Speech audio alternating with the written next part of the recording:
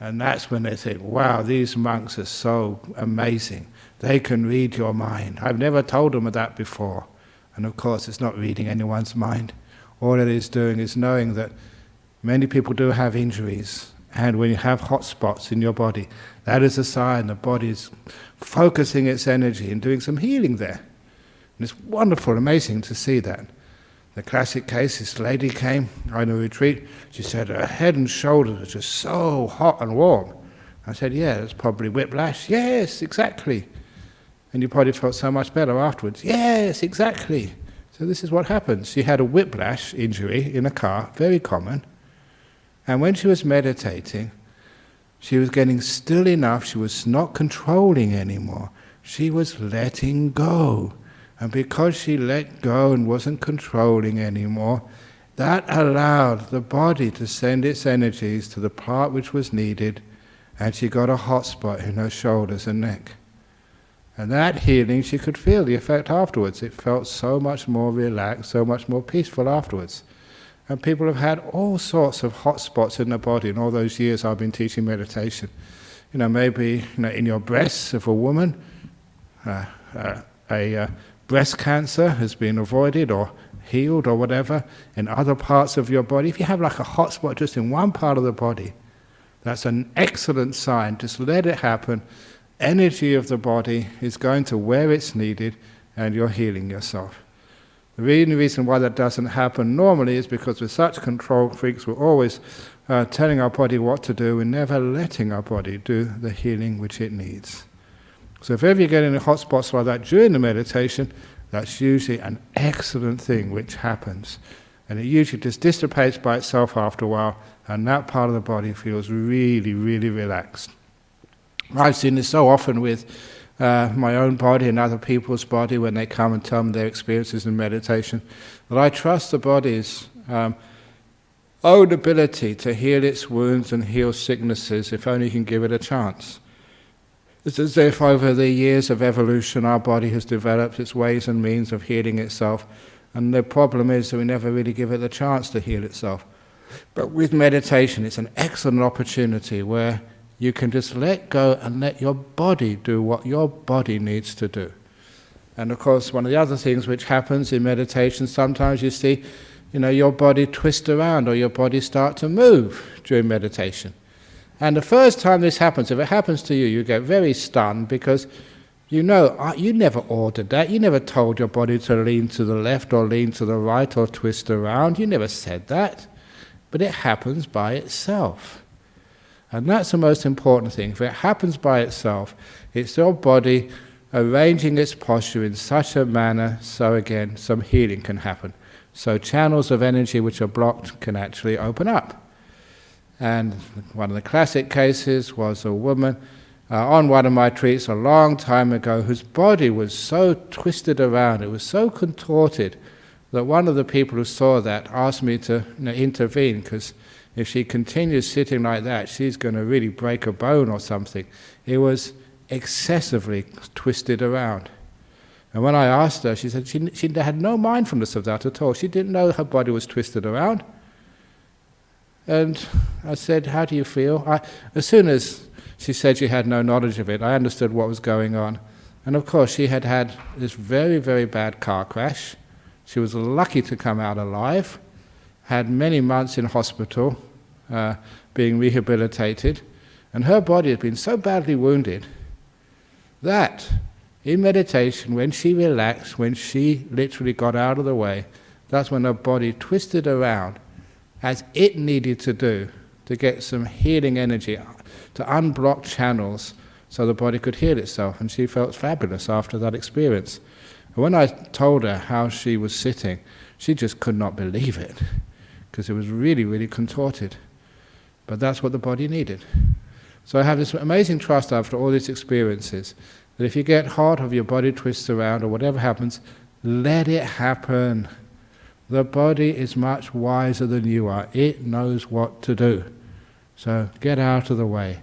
And in fact, that is just a basic trick of meditation. You get out of the way and let the meditation happen. Let it develop. Like growing a tree, If you try and make the tree grow faster, you usually end up killing it or distorting it. Trees and flowers need to have their own time. Some grow fast, some grow slow, but if you try and accelerate it, you usually end up sort of stopping it happening, or at least delaying it. So the best thing in meditation is to trust this body and even trust this mind. It knows what to do.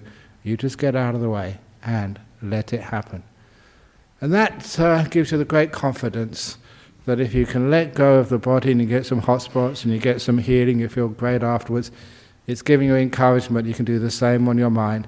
Just let it be, and the mind will eventually get still all by itself. The job in meditation is not to do things. You don't do meditation. Meditation happens when you stop doing stuff.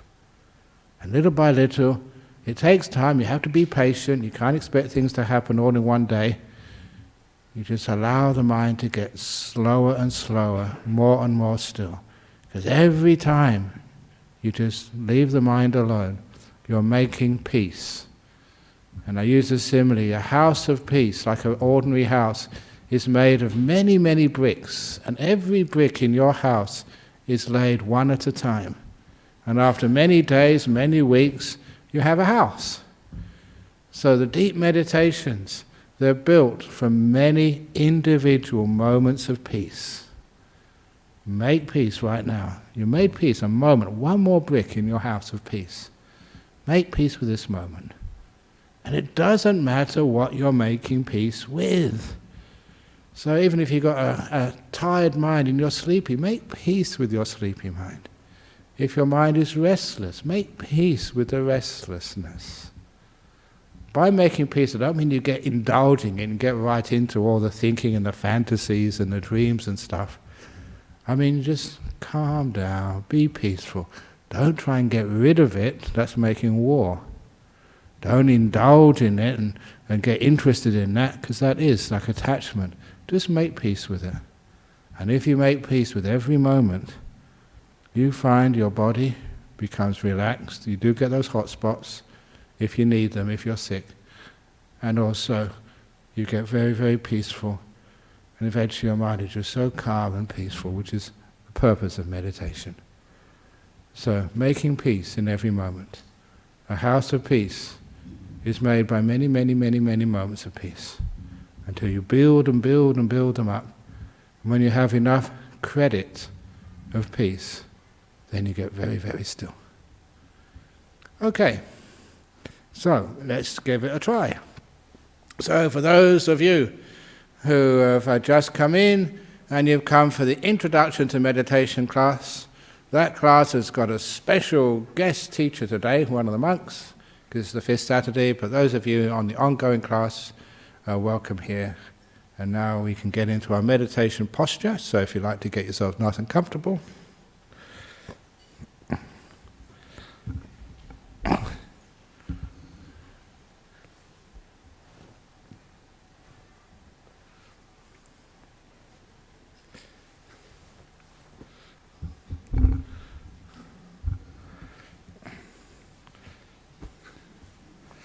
And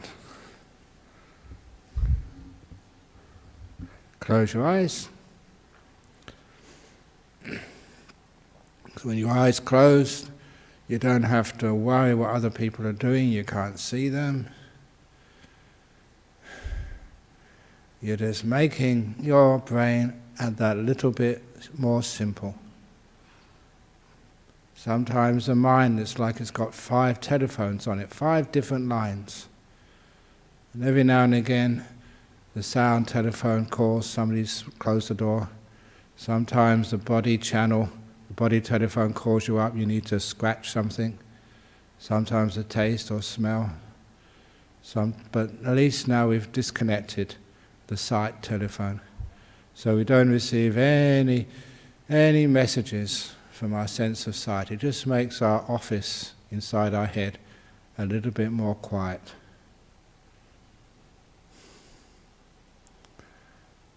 And we receive all the calls, as many as we can, from the body telephone. The body tells you what it needs. You listen very carefully, and you are concerned enough about the well-being of your body to act on whatever your body asks. If your legs need to be moved, you act on that and move them. All the while being mindful to see if that makes the posture any better. If it does, great. Stay in that better posture. That's kindness. If it doesn't make any difference, well, you can just go back to the original posture if you want. You move to explore. Explore the best position for your body. You might find one which is much more comfortable than the one you're in now. Same with your butt on the chair or the cushion. Don't assume this is the best posture. Move it around a bit. Always I move around my back, stretching it, relaxing it, moving it left and right, loosening my shoulders. Because if you get your back right at the beginning of the meditation, you have a very easy time sitting for long periods. But if you are heedless, if you don't put enough concern into your posture, if you just sit there and think, well, this posture worked last time, it's going to work again, you're going to be in trouble. So be mindful of the feelings in your back. Be kind, what we call kindfulness, to move and adjust, to relax, until your back feels really good. And even things we pay little attention to, like our arms and our hands. You know, the reason why people fidget their hands so much is because their hands are uncomfortable. So find a nice position for your hands. The comfort which you can maintain for 40-45 minutes. And lastly, your head. It's always good to check the muscles around your eyes and mouth to make sure they're relaxed.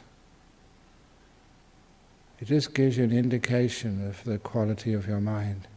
If you're worried, if you're tense, if you're tired, you can feel that in the muscles around your eyes and mouth. But if you're at peace, you've not got many things bothering you. The muscles in your forehead, around the eyes, around your mouth, relax. Just being mindful of those muscles and being able to relax them at will helps you. Helps you keep a happy, peaceful mind. It's an indicator.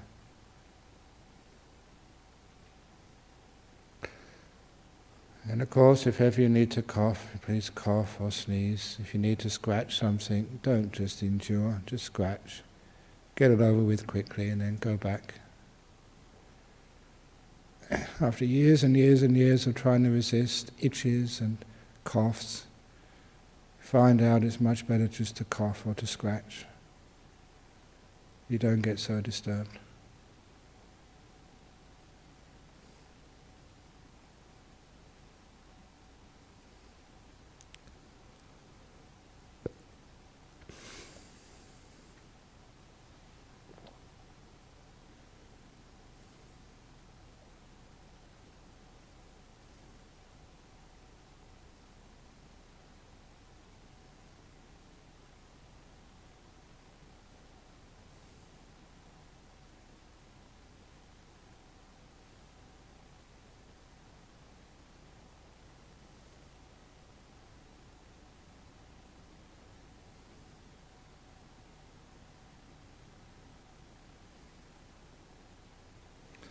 Once the body is as relaxed as you can make it by movement, then try the further development of these two important qualities, mindfulness and kindness, by zooming in on one part of your body, a part which is tense, irritating or painful. Because Because once you can be mindful of a small area of your body, you have the opportunity of feedback. You can notice the irritation or the pain, the tension get tighter or looser. It can ease off or get worse. And you can see if you can find the link between the change in that irritating part of your body and your mental attitude. It's like a science experiment of how your mind and your body interact. And you soon learn that when you have a mind which lets things be, which makes peace, which is kind, the irritation, the pain gets less. You can't expect it just to vanish at first go, but it gets less, and you continue this on. The awareness giving you feedback. You learn by developing this mental attitude of letting things be. Letting go, pulling and pushing like two people letting go of both ends of a string. The string becomes loose. When you take all the pressure off things, you're not trying to get somewhere, attain something or get rid of stuff. That's pressure. You let it be. You're kind, opening the door of your heart to this feeling. If you do it properly, you'll probably notice that the irritation or pain gets less. You are healing your own body.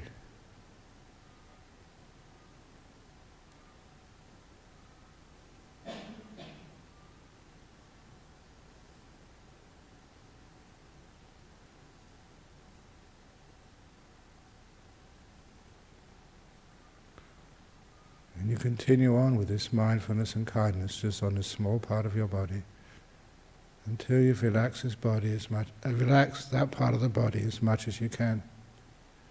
At the very least, it is more comfortable, less irritating. It's worth it. And you're developing a skill which over the weeks and months and years you can use to relax even extreme pains away. Like the lady who wrote to me from Eastern Europe saying she used this to overcome her arthritis. She hasn't got any arthritis anymore.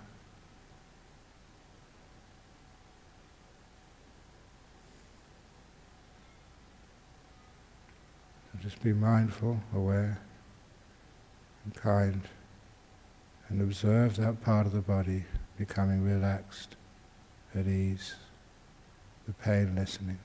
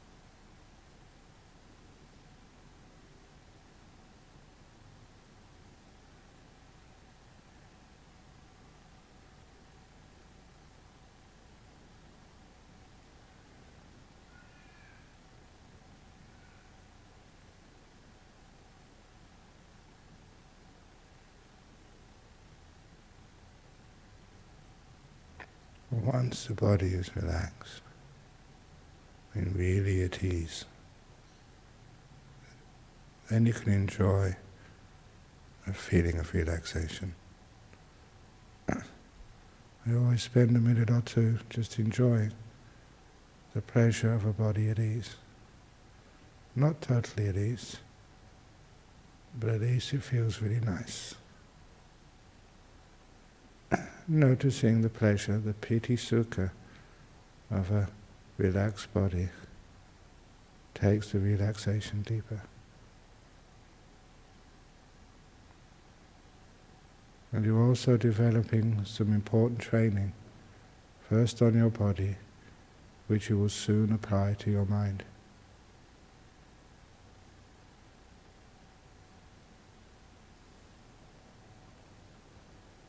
And then I do apply it to my mental world. And just to see how my mind is peaceful or agitated, how it feels. I'm mindful, aware of how much peace or lack of peace it has.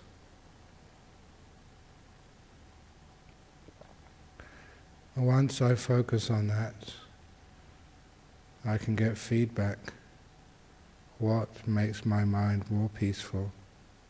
What makes it more agitated? Just like with my body, if I let this moment be, if I'm kind to this moment, no matter what it is,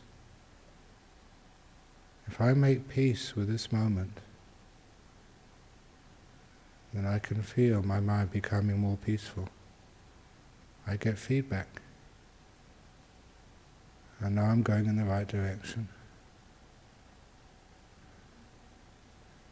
Seeing how peaceful my mind is, feeling that as fully as I can, and learning how to draw it into deeper peace. I cannot put pressure on my mind. I cannot force it. Otherwise it goes in the opposite direction. It becomes more tense, more agitated.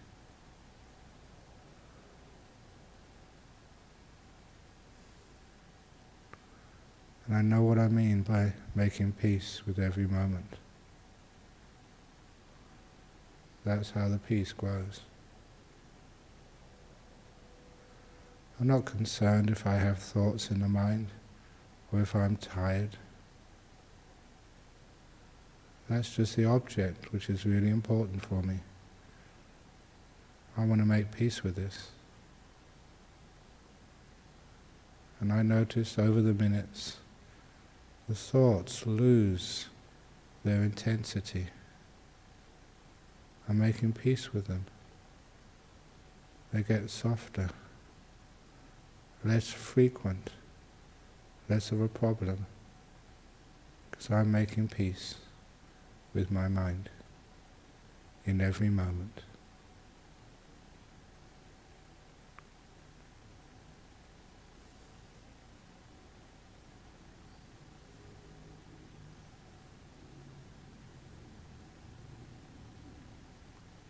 And I can feel the result. Mindfulness gives you feedback.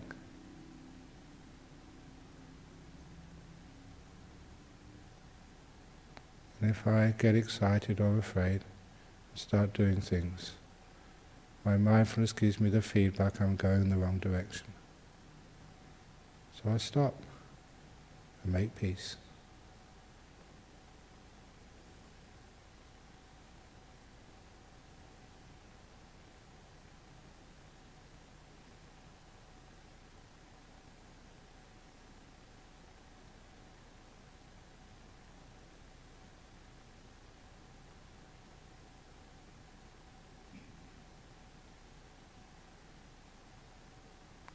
If there is an interruption, a noise, I just make peace with it. I don't make war and fight it. Everything I experience, opportunity to make peace. Because I'm building up my house of peace. And soon I become aware of my breathing. Naturally, I make peace with every in-breath. Every out breath I let go. Making peace, letting go. Now I'm going to be quiet, not speaking again until the end of the meditation.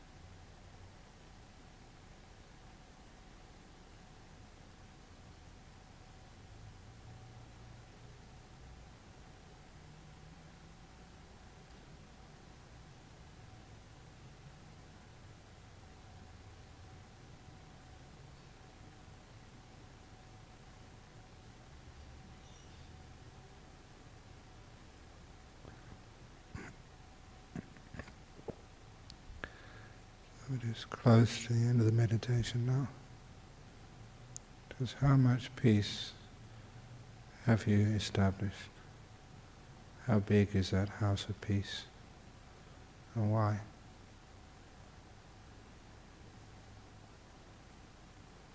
Sometimes you may have forgotten to make peace, lost the mindfulness. But with training, every moment can be a moment you make peace. And your meditation takes off. Really peaceful.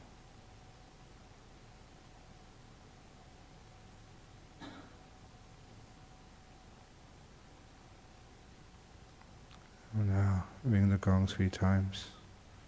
Please wait for the third sound from the gong before you open your eyes and come out from the meditation.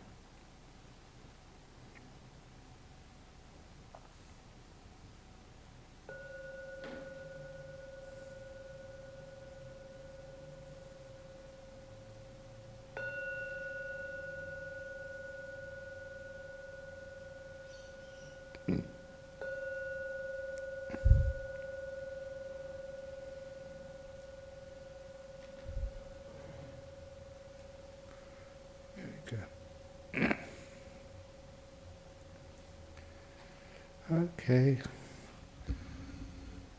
So before we get the questions from overseas, is any questions from Perth? Okay, let's get these ones then. Yes, could you come and pay? So we have here. Great. Okay, from USA, Germany and Vietnam. So these Saturday afternoons, live streamed all over the world. We get really interesting questions from, again, all over the world. So first of all, from USA. How should one approach chronic pain aggravated by emotional trauma in meditation? So if you have some chronic pain, first of all, to make sure your body is as comfortable as possible, which means, don't look at how other people are meditating, how their body is positioned. You find your best position. Get a lovely chair, which is as relaxing as you possibly can, or even meditate on the bed, on the floor if you need to look after your body. But if you have chronic pain, aggravated by emotional trauma, you will never be able to totally eliminate your pain just by your posture. It's a start. And then the best way is to, it's a hard thing to say, but it can be done, and it's one of the most effective ways, is to learn just to treat the pain, the emotional trauma, in the way of the monster who came into the emperor's palace. It's one of those stories which is one of the most effective in such situations. I'll go over it very quickly because many of you have heard this countless times. A monster came into a palace while the emperor was away, and because it was so frightening, all the guards, security, they just froze in terror. Allowed the monster to go right into the central hall and sit on the emperor's throne. And as soon as it sat down on the throne, everyone else tried to get that monster to leave, shouting, cursing, threatening, but every unkind word or unkind deed just made the monster a bit bigger and more of a problem. And this had been going on for a while, and the monster had grown huge. When the emperor came back, the emperor knew what to do straight away. Instead of saying, "Get out of here, you don't belong," the emperor said, "Welcome. Thank you for coming."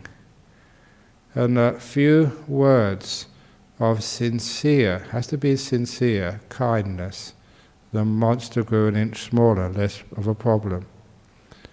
That let everybody see their mistake. Instead of trying to get rid of the monster, they were kind to it. And there were many, many acts of kindness until the monster got so small it vanished completely away. That is based on the story told by the Buddha in the Samyutta Nikaya. It's not exactly as the Buddha said it, but it's a very powerful story. The monster from the United States here is the chronic pain aggravated by emotional trauma. That's a monster. It's got into your body. It shouldn't really be there, but it's there. So what do? Every time you say, get out of here, you don't belong, you'll find that pain gets an inch bigger. The trauma gets more of a problem. But when you say, welcome, thank you for being here. It's a tough thing to say, but you can do that. And then the monster gets a little bit smaller, a little bit less of a problem, until one day it vanishes. See, simile of the monster who came into the palace, the anger-eating monster. Give that a try. It's very powerful. Had a lot of success with it. Next question from Germany. As you make peace and let go, is it correct to say that you feel your way through meditation as you are mindful? Is meditation just a mindful feeling? I would say it's like a mindful journey. It's an exploration. It's because you feel your way by seeing how you can make your mind more peaceful. Even when you get to the stage of watching your breathing, you're aware of your breath, and you can just get the feedback from your breath. Is your breath getting softer and more peaceful? Is it getting more agitated? Each one of these things you are mindful of is something which is not constant. It will move and change. Your job is to see how your attitude of mind influences whatever your meditation object is at that time, how it influences it to get more peaceful, more clear, more happy. And you soon learn. It's a journey, it's a trial and error. Yes, you can get teachers telling you of their experiences and they can tell you how to do it. Like I keep saying, just let go, be kind, open the door of your heart. But that doesn't mean anything until you actually practice that. You do let go, you are kind, you do open the door of your heart. And when you actually do it, it's so much more different than actually listening to it. It actually works. It is what causes your mind to be more peaceful, more alert, more happy, more still. So it is like feeling your way in the sense of just the simile I gave some time ago of being lost in the mist up in the mountains. You can't see which way to go. But in the mist, you know that if you find a little creek or even a small streamlet, you know water always goes downhill. So if you can follow that stream, you always know you're going down, down, down, down, until eventually you get below the mist on top of the mountain. And that's how I escaped once when I got lost in the mountains in Scotland, and the mist came so suddenly. So this is the way you feel yourself. You see, as long as you're getting more peaceful, you're getting more still, you know you're going in the right direction. You can't really see just what lies too far ahead, but at least you're getting more peaceful, more still. You're going in the correct direction. Carry on. And then when you get below the mist, you can see exactly what's going on. You've done a lot of really good stuff. Your mindfulness is very clear, very happy, very beautiful. You've come through the mist and now you can really see your way. So meditation is just a mindful feeling. It's mindfully feeling, knowing this thing called peace, and learning how it grows. Learning peace of mind. And lastly from Vietnam, I find myself most relaxed and comfortable when lying down. Is meditation while lying down acceptable? Yes, it's one of the 4 postures taught by the Buddha. The only trouble is that if you lie down, especially on a bed, you usually fall asleep because psychologically that's where you go to sleep. So I usually ask people if they do lying down meditation, only if you're really, really exhausted or physically injured and it's so difficult to actually sit meditation, then lying down is fine. But we have chairs these days and people find it very comfortable to sit on a chair.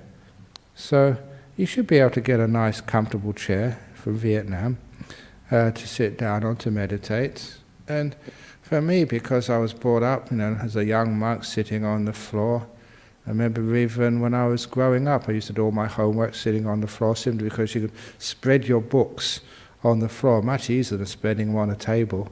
The floor is much wider. So I used to love sitting on the floor. That's why my body is more comfortable sitting on like this than it is sitting in a chair. But that's just me. So wherever you can be most relaxed, yes, okay, lying down is fine, but make sure you don't fall asleep. So one thing to do if you're doing lying down, make sure you lie down in a posture where you never fall asleep. So I've trained myself over the years always to go to sleep lying on my right side, because that's actually what the Buddha did. So I thought, that's a cool thing to do, I'm a monk. So I lie down on my either left side or right side. I usually start the right side, and if I do turn over in the sleep, I go to my left side. But I never go to sleep on my back. I haven't done that for years. So if I do lying down meditation, I always reserve lying on my back for lying down meditation. If I'm on my side, it's like my brain psychologically knows he wants me to go to sleep, so he goes to sleep. If I'm on my back, that's a posture I reserve for meditation. So that's a nice way of doing it. And that means your brain knows exactly what to do, so you don't have to worry about falling asleep. Okay, so I hope I answered some of those questions to your satisfaction overseas. Unfortunately, you've only got one chance. You ask a question and then you haven't got feedback time, so I'm sorry about that, but hopefully that it was useful. Any questions from here? About making peace especially. That was the focus of the meditation today. And especially whenever you have an ache or pain in the body, you can always make peace with it. You don't have to make war. Yes? What was the Buddha's logic for going to sleep on his right side? Oh, no one actually knows the logic of going to sleep on his right side. Somebody once suggested it's because the position of the heart. This is on the left side, so that means the heart won't have to push uphill so much. Now, I mean, that didn't make too much sense to me, but at least it was some sort of answer. Yeah, exactly. So, it's less work, so you can go to sleep more easily. I don't know, but that's just what they said.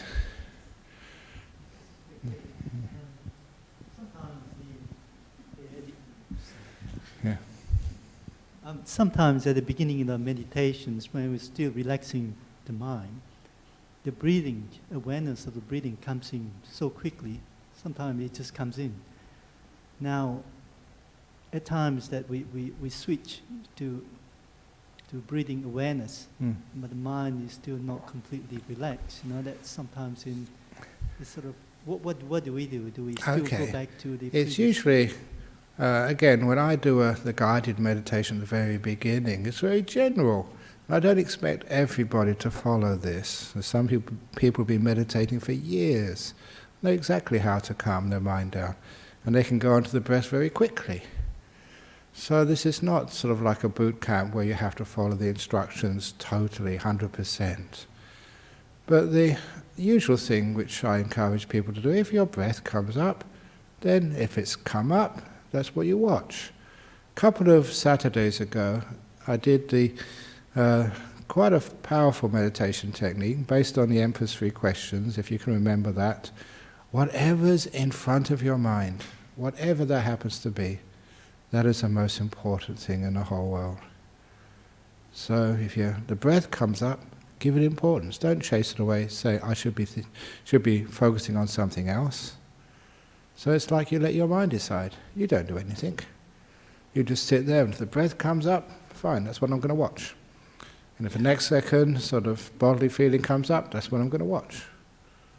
And everything which comes up, you actually give it importance. It's like meditation. It's not like watching a TV with the remote control where you switch the breath channel, now I don't like that, then you switch to the body channel or something else. You've got no remote, it just does it by itself. So don't sort of keep switching objects, what you think you should be doing. Let the mind do it. And usually what happens, if the breath comes up too early, I'll watch my breath. But if it's too early, then it vanishes away by itself. And I realize there's no such thing as the correct meditation object, the one which you should be watching. Focus on this, it's better than focusing on something else. It's whatever is in front of your mind right now. That is the most important in the whole world. So that serves to take away this controller. And it makes your mindfulness much stronger. If you stay with a thought, or you're with the breath and you think you should be somewhere else, you're not giving this object importance, and that's why the meditation starts to fade away. It doesn't develop.